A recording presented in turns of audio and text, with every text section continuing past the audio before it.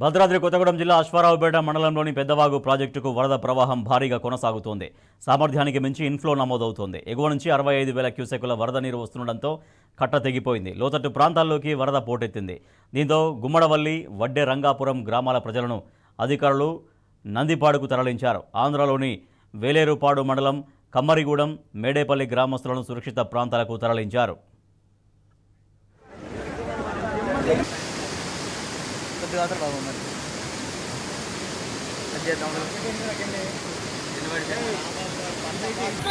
Murray गाड़ Murray कोई आ सकते वहीं जाएंगे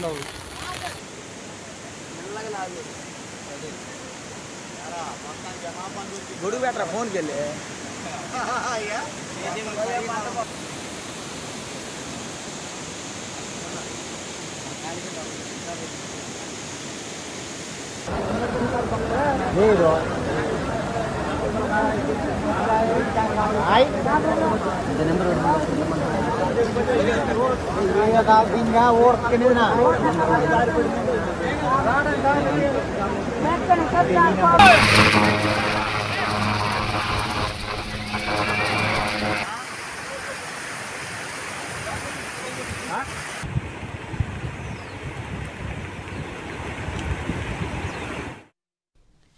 భద్రాద్రి కొత్తగూడెం జిల్లాలో భారీ వర్షాలు కురుస్తున్నాయి. మా ప్రతినిధి సాంబశివరావు మనకు మరింత సమాచారం అందిస్తారు.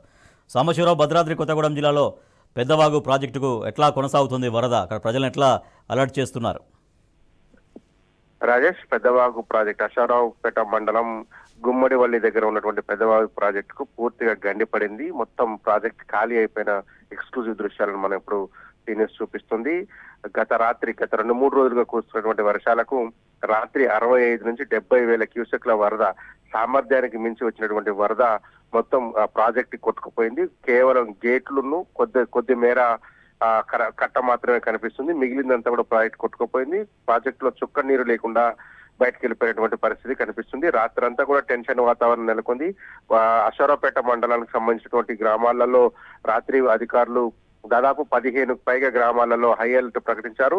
5 గ్రామాల ప్రజలను సురక్షిత ప్రాంతాలకు తరలించినటువంటి పరిస్థితి కనిపిస్తుంది. ప్రస్తుతం అశ్వారావుపేట మండలం గుమ్మడివల్లి పెద్దవాగు ప్రాజెక్టుకు గంటిపడి మొత్తం నీరంతా కొట్టుకుపోయినటువంటి నీరు వెళ్ళిపోయడంతో పాటు ప్రాజెక్టు గేట్లు మాత్రమే మిగిలినాయి. మొత్తం కట్టంతా కొట్టుకుపోయింది.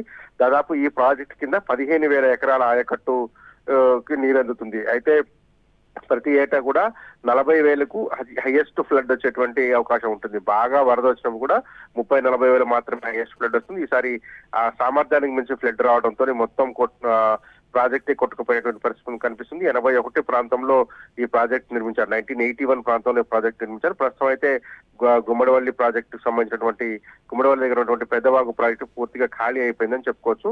ఇక రాత్రి పెద్ద ఎత్తున అశ్వారావుపేట ఏజెన్సీలో ఏదైతే ఆంధ్ర ప్రాంతంలో కలిసినటువంటి వేలేరుపాడు, అశ్వారావుపేటకు సంబంధించినటువంటి మండలాల్లో ఒక టెన్షన్ వాతావరణం నెలకొంది. 2 చోట్ల 2 వేరువేరు ఘటనలో నారాయణపురం దగ్గర ఉన్నటువంటి మైసమ్మ గుడి దగ్గర 25 మంది ప్రయాణికులు, 5 పశువుల కాపర్లు వరదలో చిక్కుపోయారు. అట్లాగే మరొక చోట నారాయణపురం బ్రిడ్జ్, మేకలబండ బ్రిడ్జ్ సమీపంలో ఉన్నటువంటి బ్రిడ్జి మీద 9 మంది చిక్కుపోయారు. ఈ మొత్తం 31 మంది ప్లస్ 9 మంది, దాదాపు 40 మందిని కూడా ఎన్డీఆర్ఎఫ్ బృందాలు రెస్క్యూ చేశాయి. ఆంధ్రప్రదేశ్ నుంచి వచ్చినటువంటి 2 హెలికాప్టర్ల సాయంతో మైసమ్మ గుడి దగ్గర ఉన్నటువంటి 31 మందిని సేవ్ చేశారు. ఆ తర్వాత లైట్ ఫెయిల్ కావడంతో 9 మంది వరదలో చిక్కుపోయినటువంటి వారిని ఎన్డీఆర్ఎఫ్ బృందాలు సాహసంగా ప్రయత్నం చేసి ఎయిర్ బోట్ల సాయంతో వారందరినీ కూడా సురక్షిత ప్రాంతాలకు తరలించినటువంటి పరిస్థితి ఉంది. ఇక ఈ 2 ఘటనలను పూర్తి చేసిన తర్వాత నిన్న భద్రాద్రి కొత్తగూడెం జిల్లా ఎస్పీ అట్లాగే కలెక్టర్ జితేష్ పాటిల్, రోహిత్ రాజ్ కూడా అక్కడే ఉండి సహాయక చర్యలను పర్యవేక్షించారు. రాత్రి తరలించినటువంటి గ్రామాలలో ఏదైతే గ్రామాలకు సంబంధించినటువంటి ప్రజలను తరలించారో అక్కడ నరకం చూస్తున్నారు. ఆ గ్రామాలలో కనీస వసతులు లేవు. గుమ్మడివల్లి, వడ్డే రంగాపురం సంబంధించినటువంటి ప్రజలను నందిపాడు ప్రాంతానికి తరలించారు. వారంతా కూడా ఉదయం లేచిన తర్వాత కనీసం తాగేందుకు మంచినీళ్ళు లేవు. కాలకృత్యాలు తెచ్చుకునే పరిస్థితి లేకపోవడంతో తీవ్ర ఇబ్బందులు పడ్డారు. ఎందుకంటే అర్ధరాత్రి పొద్దుపోయిన తర్వాత రెస్క్యూ చేసినటువంటి పరిస్థితి కాబట్టి కనీస వసతులను వారికి సమకూర్చలేకపోయారు. అట్లాగే వేలేరుపాడుకు సంబంధించినటువంటి కుమ్మరిగూడెం, మేడపల్లి గ్రామాలకు సంబంధించినటువంటి ప్రజల్ని సురక్షిత ప్రాంతాలకు తరలించినప్పటికీ వారికి కూడా ఎలాంటి కనీస సదుపాయాలు అందించినటువంటి పరిస్థితి కనిపిస్తుంది. రాత్రంతా పెదవాగు టెన్షన్ తోనే సరిపోయింది. ఆ మొత్తం ప్రాజెక్ట్ కు 3 గేట్లు ఉంటే 2 గేట్లు మాత్రం ఓపెన్ కావడంతో 3వ గేట్ స్ట్రక్ అయిపోయింది. దీంతో ఆ వాగులోకి వచ్చినటువంటి ఇన్ఫ్లో ఏదైతే ఉందో 69,000-70,000 ఇన్ఫ్లో ఏదైతే ఉందో ఆ ఇన్ఫ్లో దాటికి కట్ట పూర్తిగా ధ్వంసమై నీరంతా బయటికి వెళ్లిపోవడంతో ఆ ప్రాజెక్టు పూర్తిగా ఖాళీ అయిపోయినటువంటి పరిస్థితి కనిపిస్తుంది. Rajesh, right, thank you Sambasivarao.